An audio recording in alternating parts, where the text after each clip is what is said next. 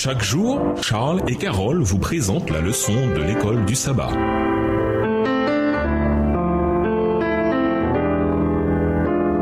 Bienvenue dans votre émission. Dieu nous parle. Nous voilà à la leçon de mercredi. Persécution dans l'Église primitive. Il n'y a pas que l'Ancien Testament qui nous donne des précurseurs des derniers événements. Le Nouveau n'est pas en reste. La vie n'était pas facile pour les chrétiens du 1er siècle. Ils furent d'abord haïs de beaucoup de leurs coreligionnaires, qui les considéraient comme une menace pour la foi de Moïse. Ils durent également affronter la colère de l'Empire romain païen. L'histoire de l'Église primitive témoigne de l'accomplissement des paroles du Sauveur et montre les puissances de la terre et de l'enfer liguées contre Jésus-Christ dans la personne de ses disciples. Le paganisme, réalisant que le triomphe de l'Évangile entraînerait le renversement de ses temples et de ses autels, réunit toutes ses forces pour détruire le christianisme. Le feu de la persécution s'alluma. Texte tiré du livre La tragédie des siècles, au chapitre 2, aux pages 35 et 36. Livre écrit par Ellen G. White. Il y a dans le livre des Actes une histoire qui démontre avec beaucoup de force ce qui attend le peuple de Dieu à mesure que nous avançons vers le scénario qui se trouve dans Apocalypse 13. Lisons Actes 12 et versets 1 à 17. Quels éléments de cette histoire annoncent peut-être les événements des derniers jours? Actes 12 et versets 1 à 17. Vers le même temps, le roi Hérode se mit à maltraiter quelques membres de l'Église, et il fit mourir par l'épée Jacques, frère de Jean. Voyant que cela était agréable aux Juifs, il fit encore arrêter Pierre. C'était pendant les jours des pains sans levain. Après l'avoir saisi et jeté en prison, il le mit sous la garde de 4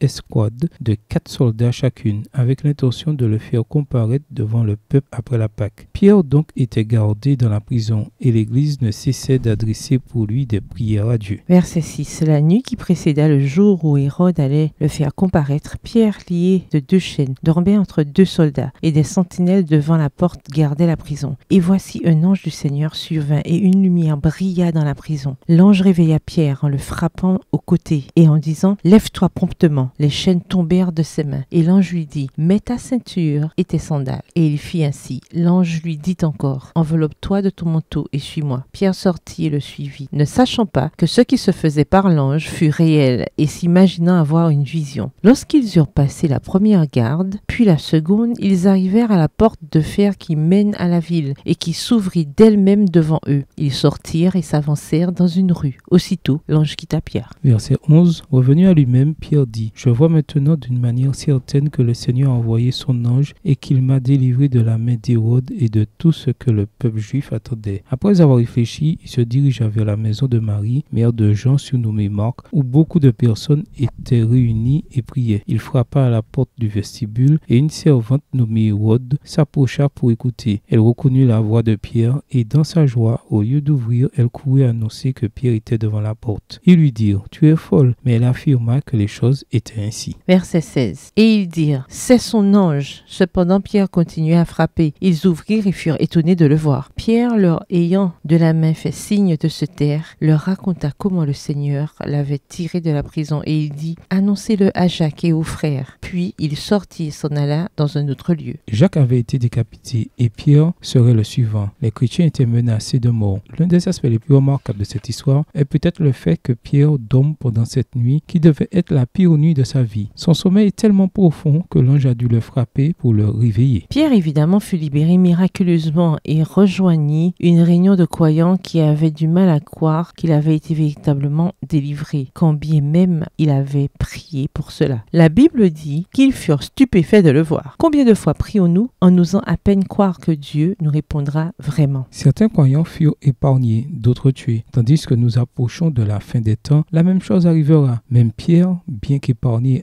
alors finit par mourir pour sa foi. Jésus lui-même lui dit comment? Amen, amen, je te le dis. Quand tu étais plus jeune, tu passais toi-même ta ceinture et tu allais où tu voulais. Mais quand tu seras vieux, tu étendras les mains et un autre te passera ta ceinture pour te mener où tu ne voudras pas. Il dit cela pour signifier par quel mot Pierre glorifierait Dieu. Après avoir ainsi parlé, il lui dit, suis-moi. Jean 21, les versets 18 et 19. Remarquez que Jésus, après avoir dit à Pierre comment il mourrait, ajoute néanmoins, suis-moi. Pourquoi même la menace de mort ne devrait-elle pas nous empêcher de suivre le Seigneur? Au revoir. Et à demain si Dieu veut.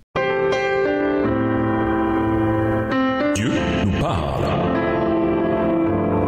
Chaque jour, Charles et Carole vous présentent la leçon de l'école du sabbat.